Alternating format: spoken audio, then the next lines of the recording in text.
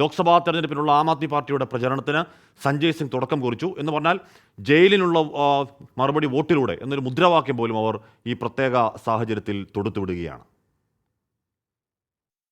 Electoral ബോണ്ടുകളുടെ പേരിൽ കഴിഞ്ഞ വർഷങ്ങളിൽ ബി.ജെ.പി ആയിരക്കണക്കിന് കോടി രൂപയുടെ അഴിമതി നടത്തിയെന്ന ആം ആദ്മി പാർട്ടി ആരോപിച്ചു.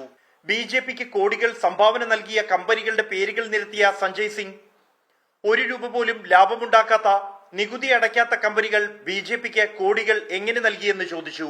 पर्दे के पीछे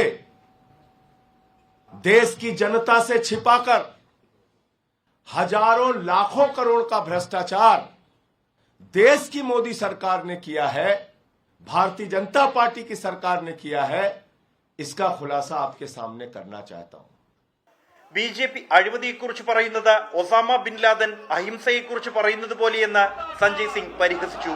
ബി.ജെ.പിയുടെ അഴിമതിയിൽ കേന്ദ്ര ഏജൻസികൾ മൗനം പാലിക്കുന്നുവെന്നും ഇലക്ട്രോറൽ ബോണ്ട് അഴിമതി ഇ.ഡി അന്വേഷിക്കണമെന്നും ആം ആദ്മി പാർട്ടി ആവശ്യപ്പെട്ടു.